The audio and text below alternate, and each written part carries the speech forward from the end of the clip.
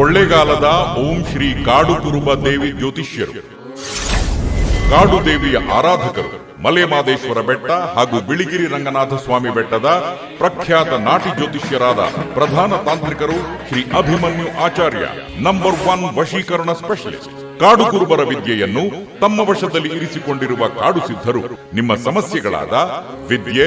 ಉದ್ಯೋಗ, ವ್ಯಾಪಾರ, ಪ್ರೀತಿಯಲ್ಲಿ ನಂಬಿ ಮೋಸ,